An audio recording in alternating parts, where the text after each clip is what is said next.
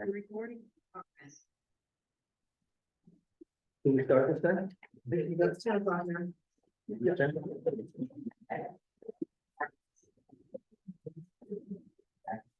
I'd like to call this hearing to order. I'm Joe Polio, Chair of the Select Board, and John Gregory, Select Member, Kathy Ciano as a Select Board member, and Seth Patrick as a Select Board member. When Rich Thompson is not able to be here today. I'd like to describe the hearing. The hearing of the Grafton Select Board held pursuant to Title 20, Section 3546B. The purpose of this hearing is to receive evidence regarding injury to a person by a dog, which is allegedly to have occurred on, I believe it's October 27th, 2023. That's a big concern. Yeah. Incident was.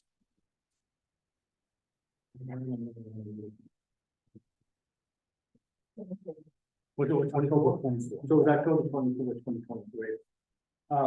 At the location of the incident, which was on Houghtonville Road, at the home of the witness, I believe.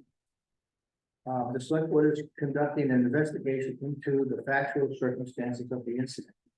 The select board is required by law to make such order for the protection of persons as the facts and circumstances of the case might require. And so what will happen here, we'll administer the oath for those who have to participate.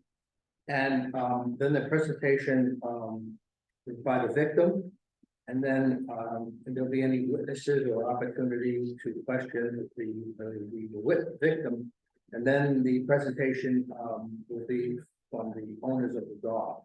So I would wish that the owners of the dog would just wait till their turn to make any comments. Any person here who's going to testify, please raise your right hand, and I'm going to read the oath. Okay. Do you solemnly swear that the evidence you give relative to the cause now under consideration shall be the whole truth and nothing but the truth under the pains and penalty of perjury? I do.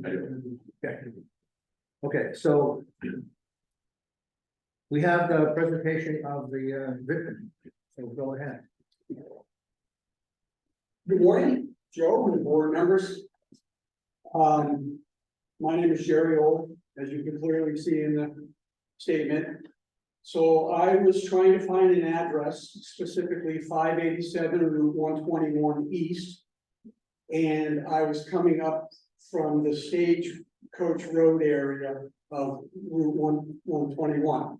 We had just finished working at a home up there, and we were driving down towards Grafton Center. Watching the street numbers as we came down, and I pulled over at what I thought would be the appropriate house. And I wasn't sure because I couldn't see a mailbox or a house number anywhere. So I got out of my truck. I parked maybe just beyond the driveway. I was headed south on 121 and I parked maybe just past the driveway. And when we stopped the truck, there was a dog in the yard who was barking.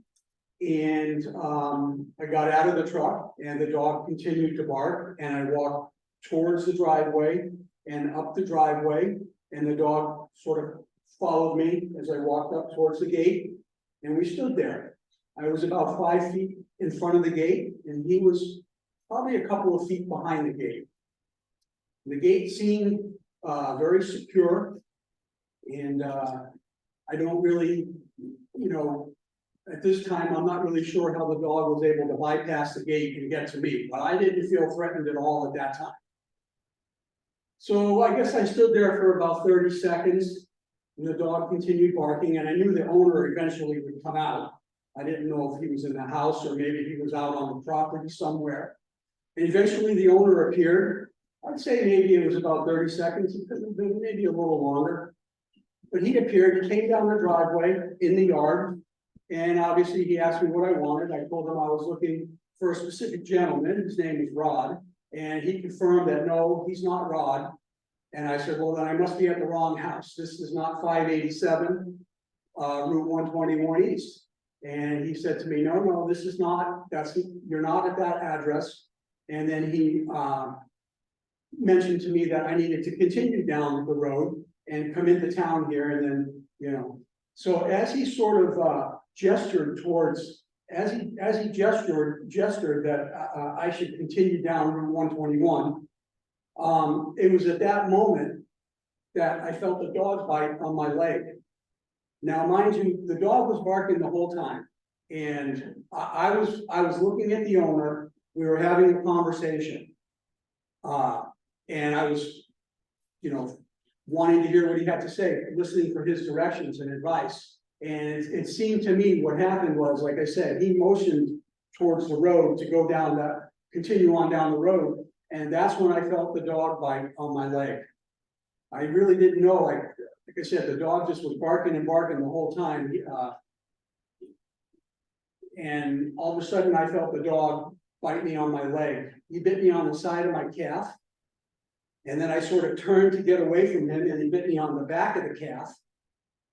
And then at that point, I tried to hit the dog with my left hand. And when I went down to hit the dog, that's when he bit me on my hand.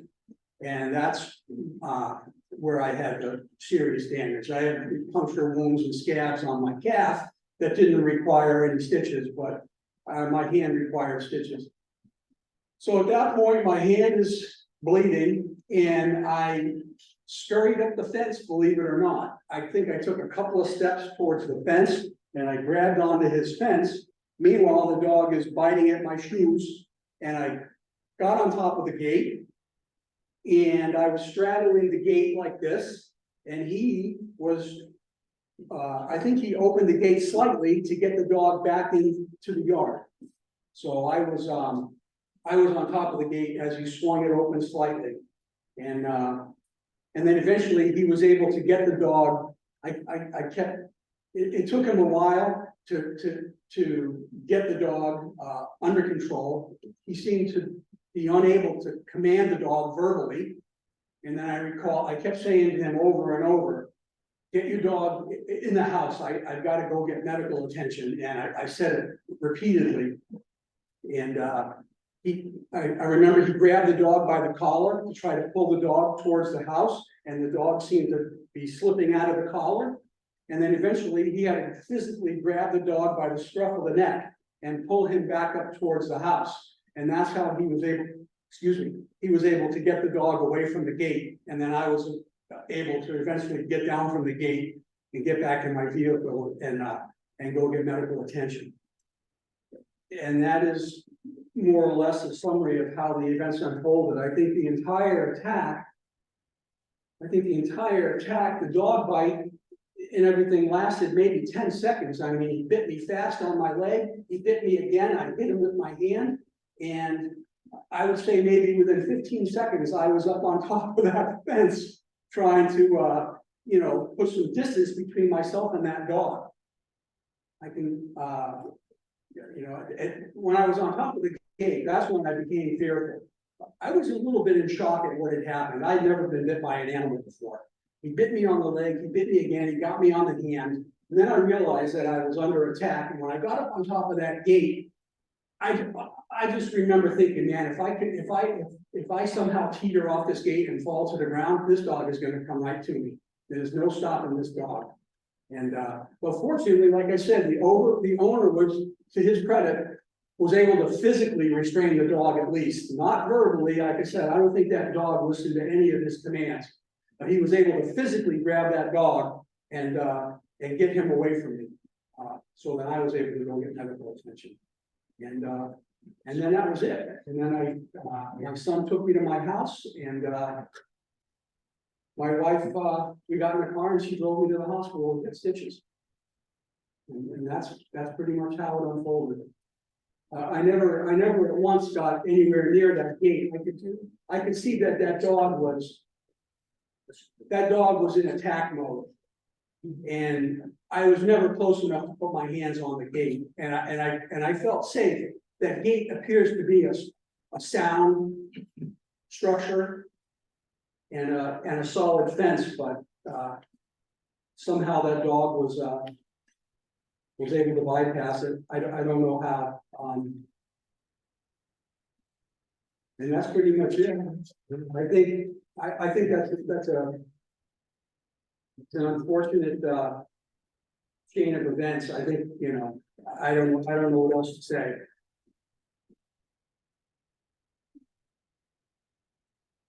Is that it? That's a summary of the event, yeah. Thank you, Joe. Ashley, do you want to say anything about the incident? Because I know you were involved. Yeah, I'll probably speak at the end if it's something. That's okay. Mike, do you have anything, any comments you'd like to? I do know that I had 2 incidents with the Whitleys back in April of 2022. One was the dog had bitten their son. And the second incident was when a gentleman from downtown here was walking on 21 and the dog bit him in the leg. I spoke with Jerry, told him he needed to put a fence up, which he did. And I also told him that the dog needs to be muzzled and on a leash if the dog is out of the yard. In this incident, the dog was not out of the yard. But where this dog has been an issue, I feel that they should have had some kind of sign on that gate, beware of guard dog or beware of a vicious dog. But there's no sign on any of that fence. That's pretty much all I can really say about, other than the incident that we're here for today. Okay, thank you. The board have any questions? Any comments? I have a couple questions. So you said that you never were that close to the gate. How close do you think you got to the gate? I think I was about 5 feet away. And when the owner was giving you those directions, where was he? So he was on the other side of the fence. I think he may have been just a little closer to the gate. I mean, it's hard to recall specifically his location. He might have been closer to the gate, I'm not sure, but I remember us having to shout almost because the dog just continued to bark and he could not quiet the dog or get the dog to somehow retreat or settle down. So we were conversing and Let me ask you this question. If there was a sign that said something like beware vicious dog, beware dog, something like that on the fence, would you even have approached the house? I would not. I probably would have not gotten out of my truck, to be honest with you. Great. Thank you. I don't have any other questions. Anybody else have any questions? Like, okay. Go ahead. Is anyone with me in this problem? Yes, my son was with me. That's just. This is my son. Say if you want to know. Well, I don't want to follow up his story, but I was there and I acted upon it, so. You guys hear Sure. it? As soon as the dog got out of the gate and attacked my phone, I helped her out of the truck and got him to bed. We do electrical work, so we have a black steel pipe. Help me run it through a tugger, we have a 500-foot wire tool, run it out through wire houses and other sorts of work. And this would work, and I came up with a half-inch piece of conduit pipe. That wasn't very manly, but I jumped out of the bed of the truck and I came up swinging. I was afraid I was gonna lose the fall right in front of my eyes. Did you see where the dog came out? Yeah, right at the opening of the gate. He pointed one way and the dog came out and fall on the other side. So And it about- didn't crawl under the gate. It came in between the opening. That's what I saw, and by the time I got to it, the dog was back inside the gate, because he was very easily able to get back inside the gate. And I was swinging and smacking the fences, however I could swear, and I was not happy. And eventually, he worked his way back over to the opening, and the dog started coming through the gate at me again. And my father called and said, don't move this gate, I'm gonna fall. And at that point, I had to go from smacking to jabbing. And the horse, it was an animal, it backed up a couple feet. And then I came over to the side, I had to jab it away because I was like, I don't know what else to do right now, that was the only thing that worked before.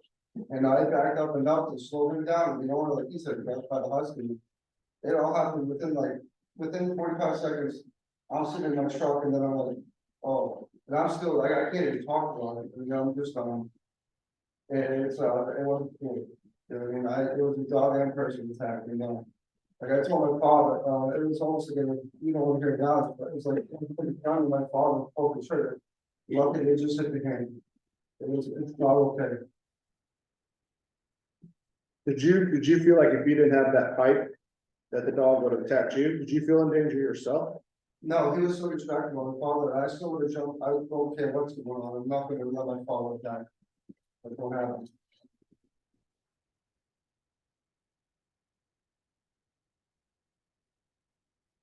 Could I have your name just for the record? Yeah, Zachary Joe, those exactly the age. Okay, could I have that, Morgan? Anybody else have any questions of the victim?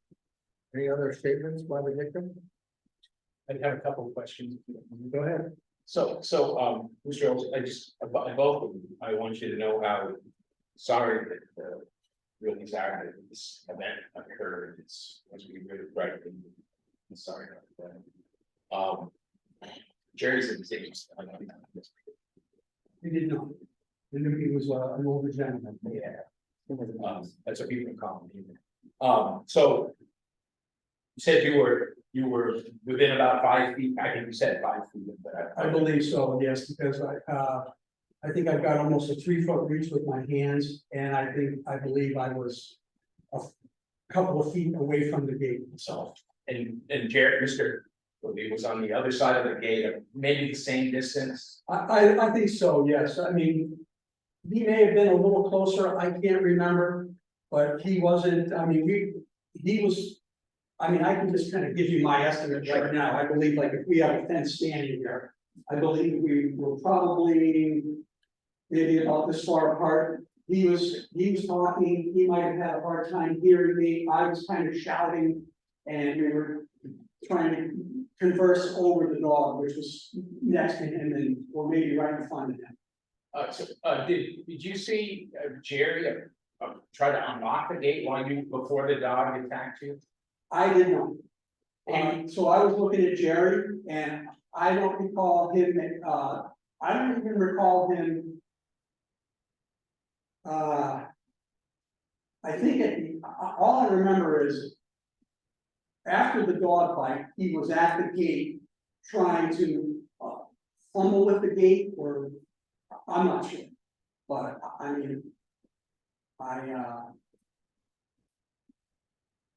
like I said, we were looking at each other, trying to communicate, and I don't think he made a motion to open the gate, but,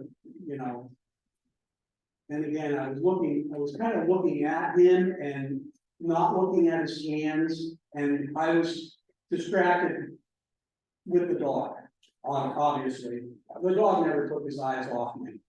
But to answer your question, did I see him specifically unlock the gate to sort of release the dog on me? Is that what you're asking? I'd ask if you saw him even approach the gate to have his hands on it before the dog hit you. I honestly, I can't remember. It's somewhat of a traumatic memory, and I don't remember all the blow by blow details of what happened. I don't. I remember him being there, and I remember his presence not affecting the behavior of the dog at all. Yes. Do you remember the latch on the gate? What? I don't. Yeah, okay. Now you were sitting on the gate for a moment. I was on top of the gate. I was straddling the gate. Yes, sitting on top. Do you remember seeing Jerry at that point go through the gate to grab the dog?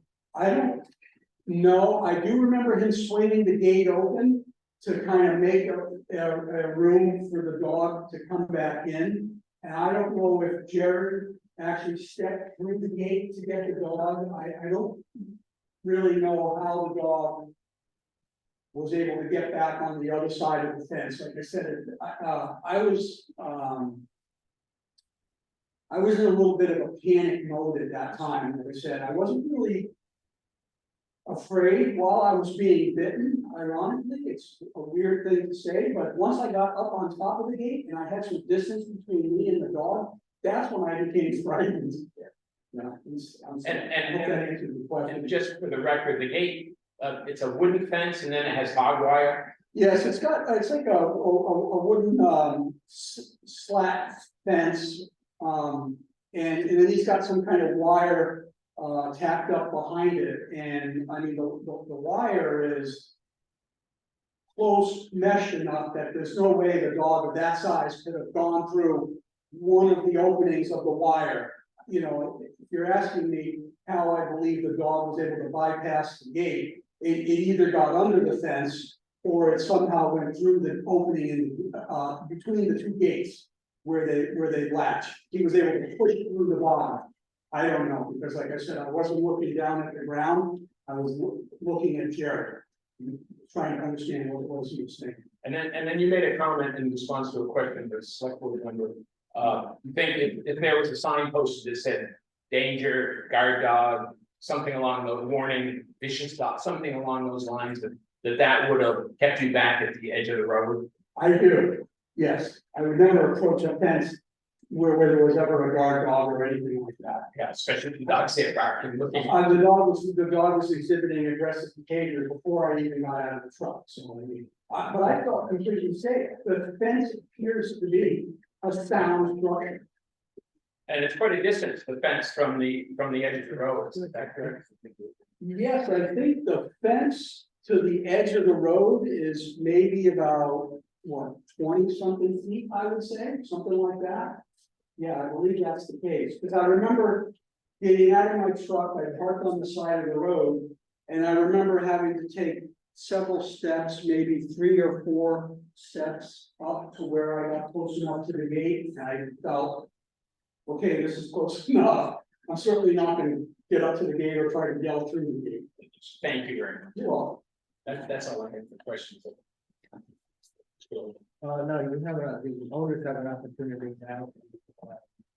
Sure, I'd ask Jerry to testify, would you? Okay, let me ask the questions and then, because I know we talked before and they've gone on for a while. Jerry, how old are you? 84.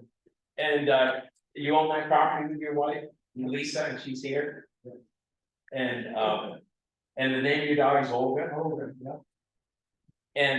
And now you tried to tell me what happened. Do you remember anything that was inconsistent with what Mr. Olga said? Well, I don't, what I know is that Olga had to have gone under the gates. Because the gates were latched and the latches of steel. Dead old, the gate was falling, the fence was low at the gate. And it was 6 foot square foot. And they took over the fence. 60 kind. And what I recall is that I was cutting, not cutting, but stacking before here after the new shed.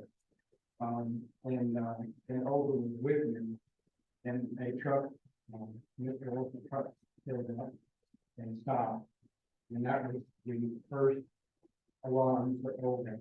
It still gave it the alert, or you could say that you not have, but she's a protection dog, so both Lisa and myself, that's what we got about. She as soon as Mr. Olga's truck stopped, she was on the floor. And began barking at him before he got out of the truck. He got out of the truck, made his way over to the gate. And I don't recall Mr. Olds getting on the gate at all, you know, because I guess it was it was a traumatic experience for me, and the reason why is because we have on our road, as I'm sure most of you are familiar with, it's a well-traveled road, not only of trucks, 18-wheelers and pickups, but also runners and walkers and bicycles, very often on our road.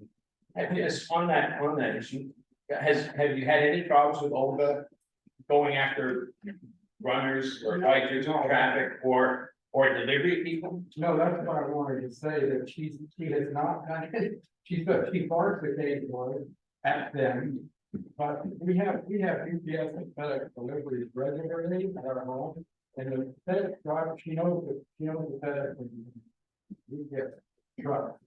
The UPS truck is really large and make noise and stuff. So she's familiar with those trucks, and the drivers get out and they put packages by the gates, and they've done this for maybe over a year since we put our gates and fence. And she does it. She's never gone even that close to the fence before. The passersby, whether they're on foot or running, she's never bothered. Do you have any problem putting up more than one sign and make it very clear, not no trespassing? Because I know you see the no trespassing, but I'm talking about a guard dog or a warning vicious dog. Do you have any problem putting those signs up? No, I don't. You fully agree to do that? Yes. Okay, so let me just to keep things moving along, so I do have a couple of students. And you mentioned a guard dog. Now, your wife Lisa, she's a runner. She runs every morning, most every morning or every day, unless there's an ice storm. She runs in all weather. She's been running for 40 years. And one of the reasons that we bought the land and built the house where we did was because of road conservatory. It's a really great running service. Now, what does Olga do while Lisa's running? She's always beside. The reason we got Olga is to protect Lisa on the road. That was the primary reason why we got Olga. She's a formidable 80-pound black shepherd. To see her, if I saw her and I didn't know her, I would stay the hell away from her. Okay, she's formidable. And for good reason. Lisa is not 4'11". She's a smallish woman. Let's not talk too much about Lisa's. Yeah, okay, but You tell her. she's not a weightlifter. So just that's why we got over to protect Lisa, but also to protect us. The fence is not only, and it's only a fence on the. well, okay, so let me just to move this through. I've got some exhibits and I saw your rules say that we're supposed to have 3 copies of exhibits for the board. So, and just to try to move this through, I know you don't want to spend all day on it. Here are 3 sets. If you want to pass them out here and over here. And I'll just go through those briefly with you. The first exhibit is a copy of your deed, so it shows that you and Lisa own your property. And Jerry, you get to testify about that, just to say that. Is that correct? Yeah. That you and Lisa own the property? Yeah. And you had that fence built? Oh, yeah, yeah. In fact, we built it after that, after the gentleman, very nice guy, he's on the road. And that unfortunately did, and the reason he was bit, shall I say? Well, so, but nothing, there were never any charges drawn? No, And you never had a vicious dog hearing or anything no, concerning that? You put up the fence? yeah, So exhibit A is just a deed where you and Lisa own the property. mhm, And then exhibit B is actually you snap some pictures of. You snap some pictures, and this looks like it's a picture from the inside of the gate.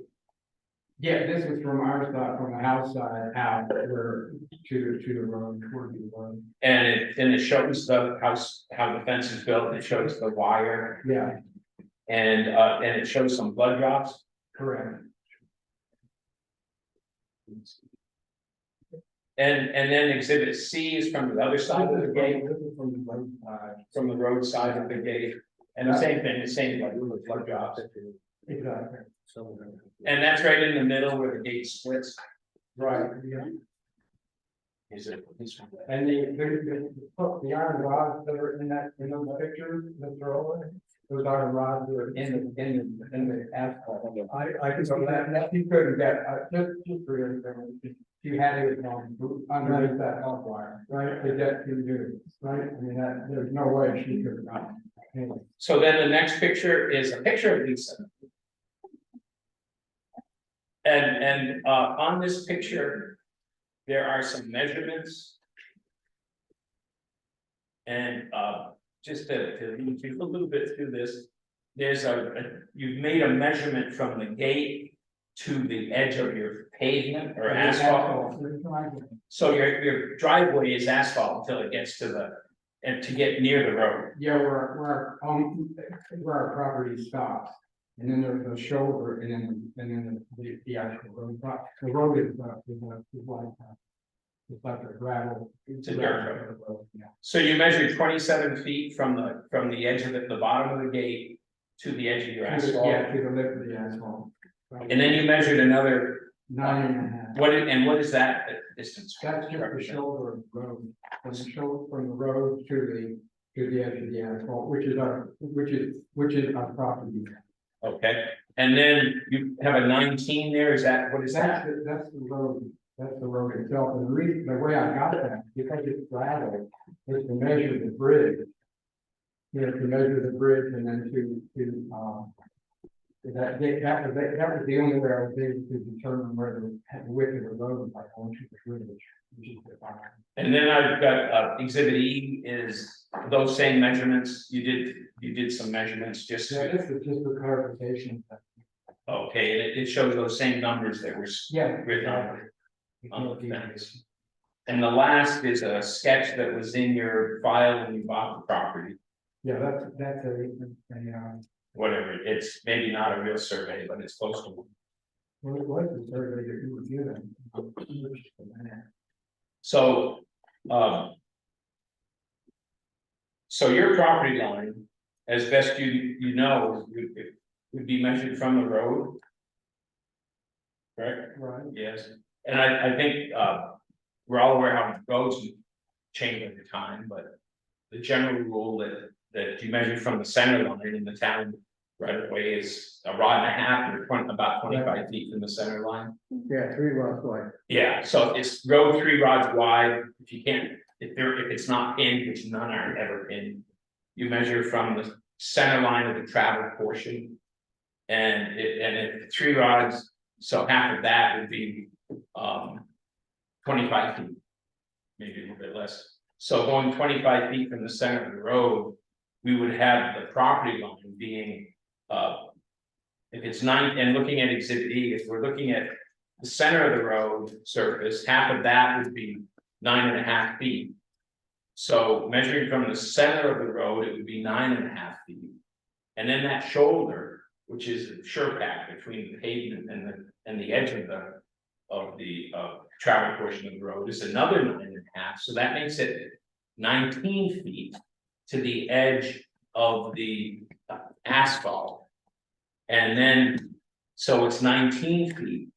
And the town right of way would be 25 feet, so that the property line would be about 6 feet beyond or up the asphalt line. And I just wanted to just talk that over, to talk about where Olga was when she bit Mr. Olds. And she was near the fence, 5 feet. You can see there's 27 feet to the edge of the asphalt. If you go back 6 feet, we're still within 20 feet of, we're still about 20 feet on to the Whitley's property. And not to say that he didn't get bitten, and that they should have been they should have been a sign, an additional signage, not just a trespassing sign. And we're absolutely happy, prepared to do that, and of course, to pay for any medical expenses that are there. So that, Lisa, just, if you would just testify about, you do, and tell us about your, why you had it. I have Olga with me, so when I'm out on the road in the morning at sunrise, I have some protection. I've run since I arrived here 10, 12 years ago. And I was stopped many times, people driving by, asked direction, maybe asked a little bit more, enough to scare me. My husband knew that, was carrying some pepper spray with me. I wasn't confident with that. If someone was to open and get out of their car, would I be quick enough to grab that pepper spray and actually be able to make it do what it's supposed to do? I don't think so. Kind of small. I wasn't sure how to protect myself. We thought a shelter would be the perfect solve for that. And it has, because here I am 12 years later. Healthy, not hurt. I've been approached. I wouldn't even exaggerate right now. At least 50 times. With Owen, on the leash, with me. Someone drive up, get a little close. I immediately have Olga sit down by my side on the leash. Sit, no. People continue to ask questions. Well, let me say, most of the time, people are respectful. I immediately tell them, I cannot answer your questions. I have a protective dog with me. I let them know immediately. And they will quickly roll up their window, drive off. Sometimes I've had people want to continue their conversation. I have to raise my voice. I have to say, I have a protective dog with me. I cannot speak to you. Move on. And again, all these years later, carry on. I have not been harmed. And if I didn't have Olga with me at those times, I don't know what could have happened. We don't really live in a safe world right now, Neverland country or town. I know there's many, I don't even know what to call them. Okay, I think we made your point. So, have you ever had Olga with you off the property when Olga is not on? No, You always leave her when she's off the property. And you don't have any problem putting up the sign, no, guard dog, No, multiple signs. no. And you'd have no problem with having Olga always on the leash if she's off your property? no. I don't have anything further but to comment that under your rules, this fight did not occur off the premises of the owner. I'd like to add something if I could. Hold on a second. You have an opportunity to rebuttal, but let them finish if they have anything else to say.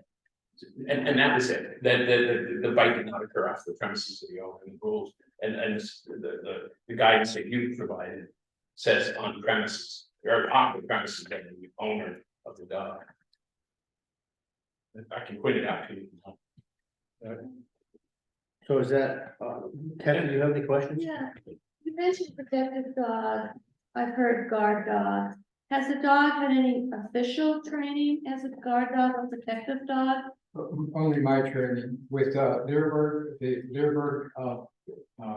Ed Foley and his wife Cindy, who run Dearborn. They're out in they're a very trustworthy dog trainers, and they sell all over here. Her muzzle, her leashes and collars and so forth are from Dearborn, and they have extensive videos, and I use them. I have a number of their videos to train out. That's what I had taught her canoe trainers. So when we got her as 2 months old from the breeder, who was almost in Canada, not that it matters, but he sells mostly her animal, she sold mostly to military and police people. We were lay people, but there were some police people there that were getting their puppy. She was 2 months old and got her. She was from the litter, that's why we named her Olga. But that was the, so I had been her. Could you spell the name of that? Oh, because I'm very excited, I couldn't quite understand. What was the name of that outfit, either you or Lisa? The name of, The name what? not the name of the place where you got the training. Where you got the training. Learburg, Leerburg. I wasn't there. Encourage you to look at Leerburg.com, probably their web, how to get to their website. They're terrific people. And they have a wonderful national, possibly international business. But they're dedicated, they're terrific, they're just, we went to the breeder for specific reasons, we've done a lot of research. We chose the breed, the German Shepherd breed, for Lisa's protection and our home protection as well. Now, just a follow-up question to that. Since this incident happened, have you investigated more training for Olga and more locally? I would like to, because of it, what the governor stated. That when Olga was provoked, I would say at least 4 times. Jerry may not know this, and I know this, but when he stopped his truck, her first warning light went off in her, in her mind. If you know Olga, she's a protective dog, and she began to begin barking, and when she made it down to the stage, as the killings proceeded to come to the stage. That's just the way that she's wired, and once he walks into what once he sees a threat, it's beyond me, unless I grab her. And honestly, I just want to say this, I don't know how I got to her. I really don't, and I don't remember, I don't recall Mr. Owens being on the fence at all, none of that. So, and we're not saying that he provoked her or in any way took an action that was provocative, other than it triggered this particular dog. But my real question was about you finding additional training for you and Olga. You researched that? yeah, And how recent?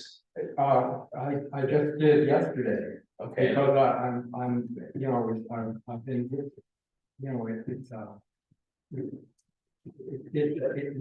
we've been very upset about it. Moving back here and I looked at a lot of people. If we tend to do a lot of research on whatever we're doing, but this particular company is called Green Mountain Canine. I welcome you to look into that. Their website is greenmountaincanine.com, and they have different offices. Their main office is in Keene, but the fellow that started it is a man named Chris. I don't know, but he's a disabled vet. The man that I had spoken to, the man who is going to come to our home and for a conference initially with Lisa, myself, and Olga. He did 2 tours of duty in Afghanistan.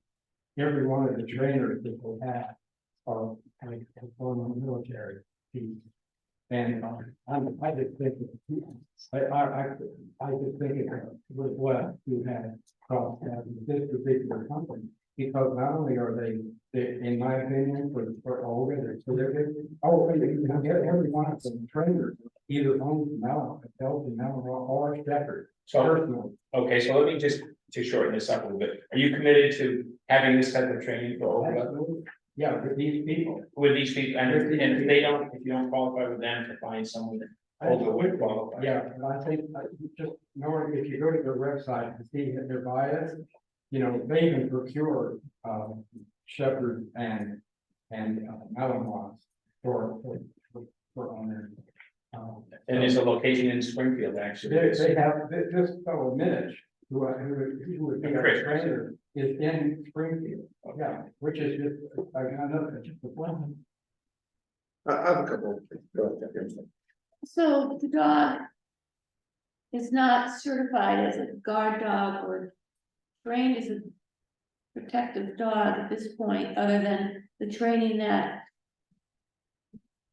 you're giving him now. So the company that you just mentioned, they haven't certified Olga as a guard dog. No, And has he learned, the dog learned hand signals or commands? Olga knows commands by clicks. I click, I do, I do different clicks for her, and when she's not in what is called in dog training, high drive. High drive is, full speed ahead, which she was then when she attacked, Mr. Olis. She's great. We take hikes, Olga and I take hikes almost every day in the afternoon.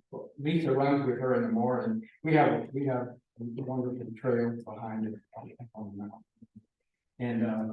And if she sees a deer or something and tries to dart away, she usually comes back. We also use a transmitter, an electronic she has an electronic collar, and I have a transmitter as well. Did you have a collar on the day that she attacked the gentleman?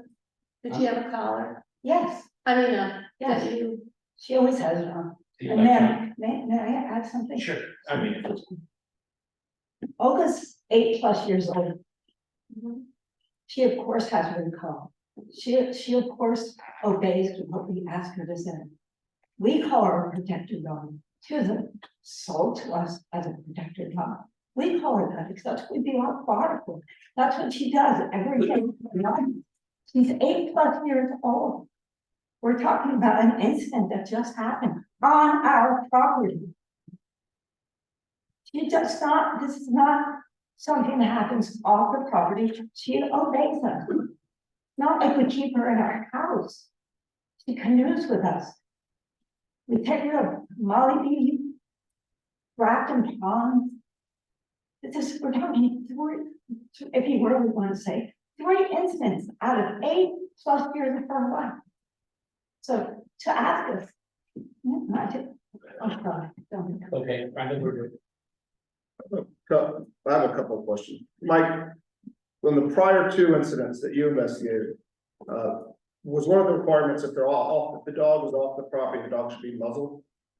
Muzzled and leashed. Okay. Miss Whitley, when you run with the dog in the morning, do you have the dog muzzled? No, because how would she protect me if I did that? Did you understand that that was a requirement? I understood that was a commitment I made. And- But And you just decided to not follow that requirement? because I feel she's safe with me, I feel she obeys with me. And it's been a year plus that had happened, and there's been no incidents since that time. Have you ever had any issues controlling Olga when you're off the property while running with her? I have to hold on to her. Has Olga ever broken away from you where you're unable to hold onto the leash and the dog runs away? Maybe chasing a duck in the pond? How about another car? No. A car? Yeah, No, but if a car drives by in the morning, you're at an instance where Olga will get off the leash and run after the car. no. Could I interject something here? Well, this is not me. I'm going to sit tight and answer their question. And if you needed to reinforce the bottom of that fence, where evidently the dog came out, can you reinforce that, put a board or something on the bottom of the fence? Because right now it looks like, it doesn't look very secure to me. Well, the reason that it is the way it is because it's a hog wire, it's fairly substantial, but it does move. Yeah. That's the only way that she was able to, and by the way, she had never ever done this before. That's why I didn't expect what happened, but I spoke to a welder last week. Who was it?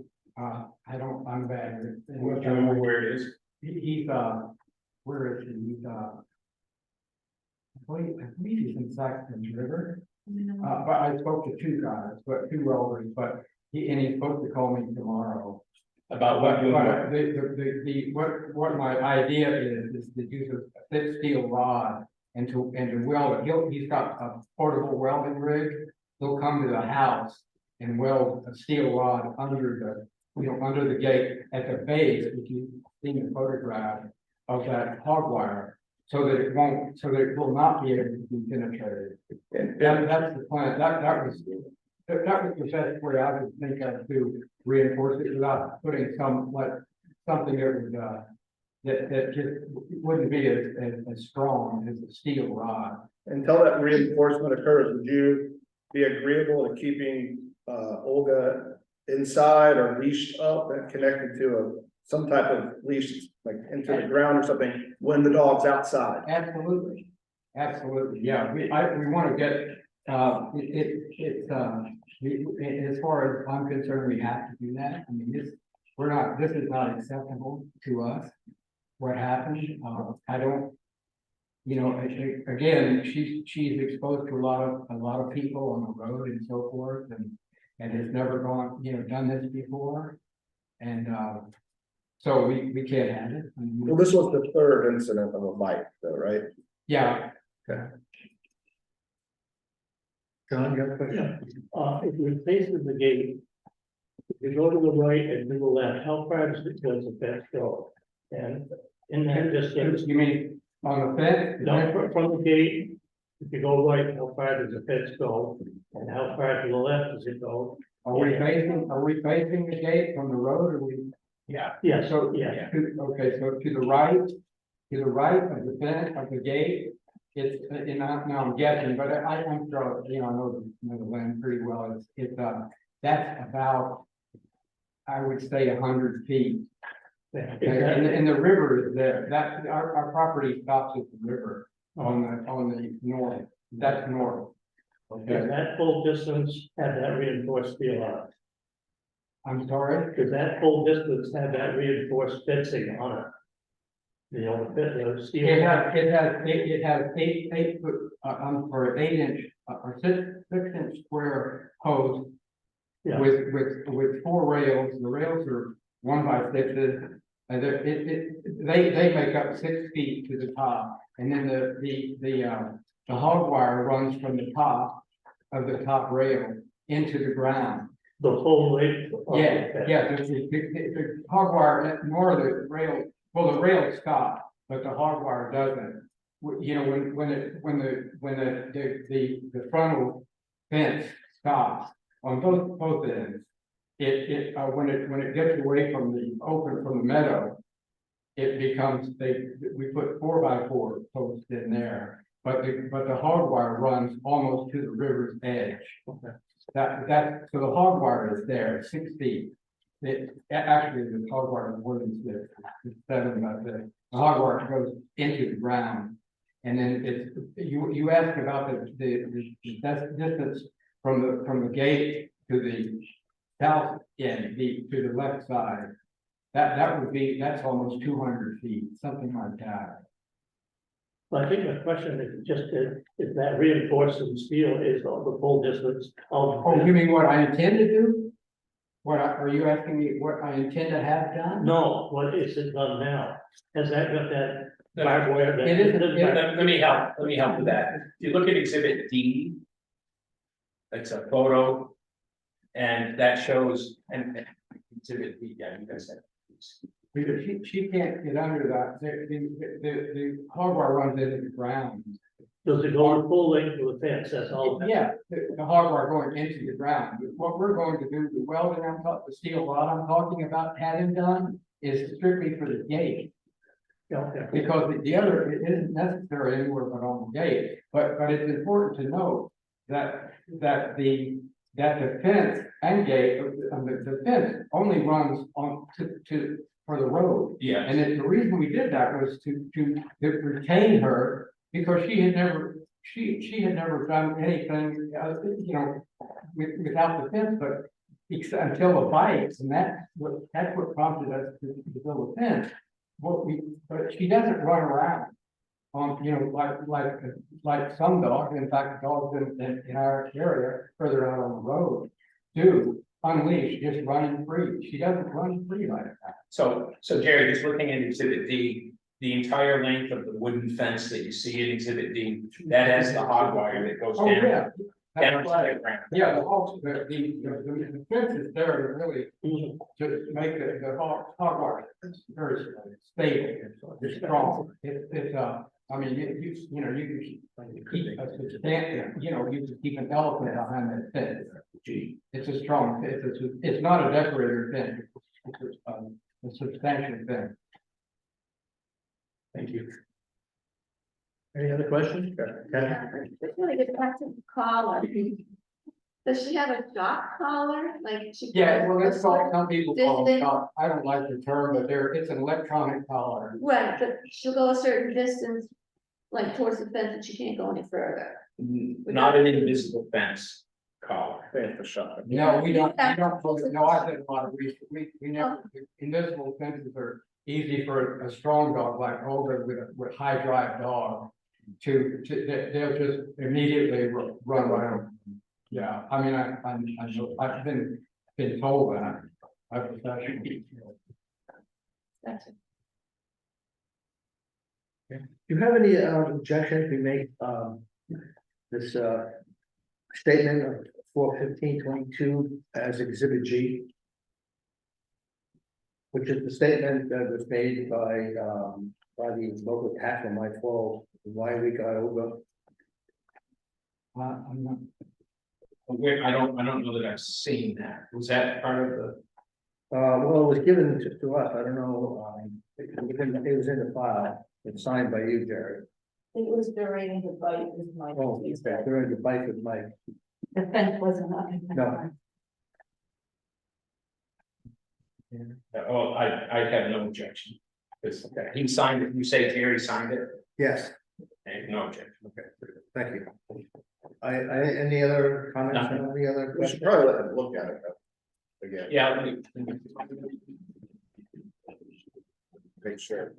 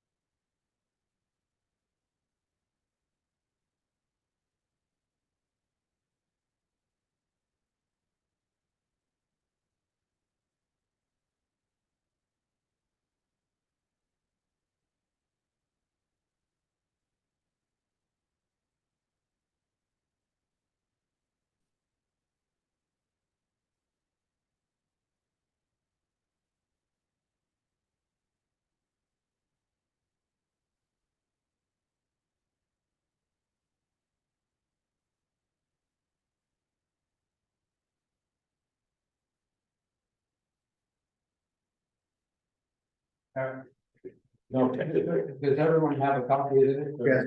Well, we did training with Sal and Trump. A virtual training online, Zoom meetings with her. And they really, we already knew that, you know, had already been down the road that she was teaching or something, so we didn't run those lessons very long. We paid her for their efforts. Okay. Would you like to have any rebuttal? Yes, thank you, Joe. No, not a rebuttal, but just sort of a final statement, if you would. Okay, sure.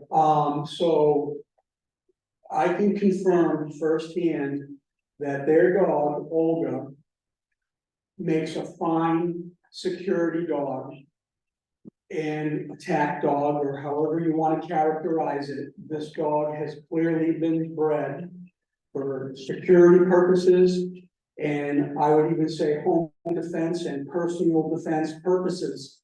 And I know that this man and this woman are completely safe in the presence of Olga. I'm not disputing that for a moment. What I'm saying, and I believe if they ever had a home intruder, that home intruder wouldn't stand a chance. Or if this woman, while she was out jogging, ever became the sudden victim of a crime, I believe who the perpetrator of that crime wouldn't stand a chance in the presence of Olga. I can confirm that. But what I want you to consider is that this attack on me was unprovoked. I'm not a home intruder. I was simply a passerby trying to get directions. And in terms of impact to me, well, I mean, so I work with my hands. I'm an electrician. And I also happen to be an avid motorcycle enthusiast. I have 10 stitches going around the base of my thumb right now. That dog could have easily chewed my thumb off. And this would be a life-changing event for me right now. Fortunately, I have the use of my fingers. It's just a flesh wound. I feel like I got lucky here. Maybe somebody else who was a smaller stature, I don't know, maybe they wouldn't have been as fortunate as me. And like he said, Olga was provoked. I somehow provoked Olga. My very presence, I don't know, maybe I have an intimidating stature. I don't know. There's something about my appearance that Olga's not comfortable with. Olga was on alert the second my truck pulled up, and she didn't stop barking until Jerry was able to grab her by the scruff of the neck and pull her away from me. When I was sitting on top of that fence, that dog never took her eyes off me. And I truly felt that if I had lost balance or anything like that may have happened, I think I would have been doomed. I don't know that I would have been able to fend off that dog. So, and I'm not disputing the fact that I was on Jerry's property. Clearly from this fine forensic work that he did, yes, I agree. I was on the presence of Jerry's property. It wasn't my intention to trespass. I had no ill intent. And I don't know what, in terms of the bylaws and how you're gonna parse that or whatever not, but I would just, my final statement to you would be that this was an unprovoked attack on my part. My very presence there evidently provoked Olga to attack, but I was in no way making any threatening gestures towards Olga or towards Olga's owners. So that's really all I have to say at this point. Sure. Again, we're sorry, Lisa and I are sorry that this happened. Okay, I'm sorry, we're in this situation too. anyway, but what I do want to say is that Olga was, from knowing Olga as I do, she was provoked in multiple times, okay, from her related to see things and feel. It wasn't, I would dare say it wasn't your size, it was just not, you simply approaching, coming onto our property and talking to me. That's probably what did it, and that's all I wanted to say. Ashley, do you have anything you want to say? Yeah, so I went and visited the Woody's shortly after. When I approached the gate, I noticed that there wasn't any kind of like guard dog signs. I did see to the far right of me north, there was a no trespass sign out. So I met with them. I also observed that the fencing did not go completely around the house, which I found kind of surprising since there was a second fight, and prior to this, there's supposed to be fencing up, and which is covering the front of the property, so the dog can easily go around the sides if needed. During our conversation, he did say that Olga was provoked. I did ask him, once he realized that Mr. Olga was not a threat, why he didn't control the dog by grabbing the collar. And he didn't think of it. I do have my concerns. One, she's an attack dog, and that's her job, I get it. However, there has to be some control over that attack, before it even happens. The fact that Mike spoke to him about putting up the fence after the second bite, and it only went to the front of the property. During my conversation with him about the rabies quarantine, saying that, oh, it has to be leash walk only for bathroom breaks and brought right back in the house, so that way there's not another attack. He asked me if, she could be walked off property out in public. And she cannot be, so I have my concerns about that and about them physically restraining her. She is, you know, a powerful breed. That breed is designed to stop a threat. It will continue until that threat is no longer a threat. And I just have my concerns about it. I am aware of Chris over at Canine Mountain Training. He trains certain breeds for certain purposes, which is what you're looking for. The dog does not know its boundaries. It doesn't know where our property line is. It's not gonna know the difference when out in public or on home. I do have my concerns about this, especially with it being the third bite and it not really taking things serious all the way through. I understand Jared said it's his fault, I get that, however, there is a responsibility there. And I don't think it's being taken quite as necessary as it should be. Actually, given the dog's age, and based on your experience, can the dog be trained at this point? I mean, she can be trained, but I mean, at this point, she is gonna have a drive. She does have a high drive. I am concerned about physically restraining the dog, to have that capability. Gary said he's 84. You know, she's powerful. She is. I would have a problem with a powerful dog myself. Can I ask a question? Sure. Has the vet found anything, that's concerning about Olga, like any kind of pain, any kind of illness? So you're talking about the previous incident. I saw where there was a, Yeah. So, I'm actually a veterinary technician for 25+ years. Dogs that react in pain are usually when you're approaching them, like if they're laying down, they do some discard. They don't want you touching like the injured leg. I don't think a dog that is painful would run across the yard to go after someone because they're in pain. They would run after someone across the yard because they, perceive that person as a threat. my other question, with training, she could be trained. With a guard dog, do they get any socialization kind of training, like with other people? Typically, no, you don't really want them to socialize too much because you want that aggression level. And you also want them to be able to view the owners as the only ones that they should be focusing their attention on.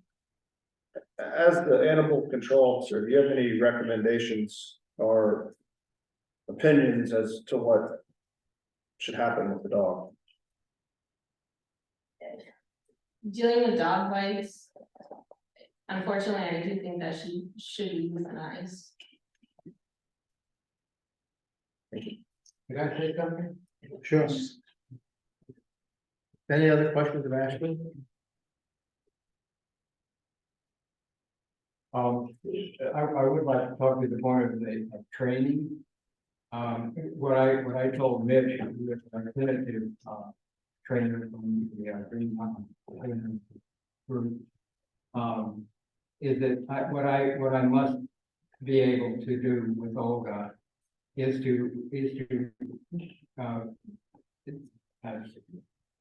speak a command and have her stop, no matter how high her drive. That's the whole deal. That's the only thing that she must have that, as far as I'm concerned. And his reply when I said, Mitch, I just want to be able to have her stop when I tell her to stop. And I know how strong, once she locks into a problem, a threat, that she overruns me, and it has to be trained out of her, and he said it's not as hard as you think. You know? And I know that Ed Gold told me when we first got over this 8 years ago, when we got into Learburg, he said you can always train a dog at any age. Okay, well he's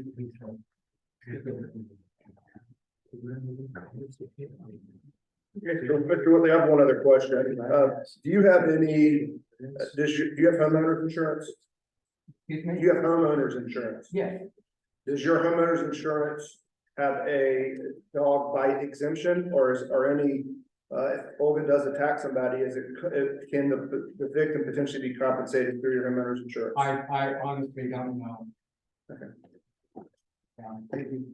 I have notified them of this situation, I haven't heard back from them. And I've given the insurance company name to Deputy Ashland.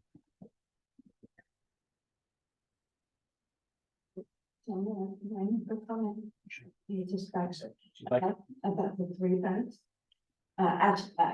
Deputy actually had made a comment, that's 3 bites, and all we took know our boundaries. The first bite was actually in our house, in our shop. It's a attached barn. So as soon as Jerry opened the door to go into the barn, his son was there. That was immediate for her to protect us. Olga doesn't know. So that was not out on the property, that wasn't outside. There was no formal. Of course, he went to the hospital to be sure his bites were okay. But I'm just saying, I'm not saying that shouldn't be counted as a bite, but it just raises the question in my mind.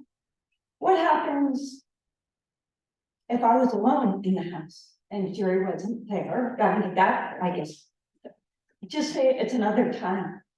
And I go into my shop in the morning, as I do, to go outside for my run. What if someone's standing there? Olga, really? And when we're counting the 3 bite thing, Olga not supposed to attack that person? Or if she bites that person because he trespassed and was in my barn,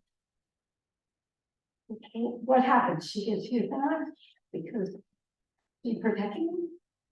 Just asking him. Because we're counting the bites. And we're saying, oh, it doesn't know her boundaries. Thank you. So, if I could just one comment on behalf of my clients, that the statutory basis for this hearing was 20 VSA, section 3546.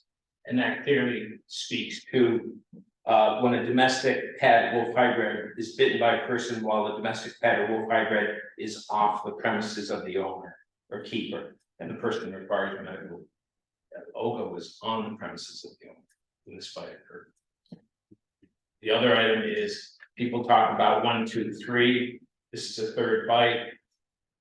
Under your rules, just because a dog has bitten someone, if there wasn't an action, this is not a 3rd occurrence of a violation of some local ordinance. This is the previous one, to my knowledge, was never memorialized, never was anything more than an investigation and a file closed. This is the first file. This is the first occurrence that's made it to an actual hearing.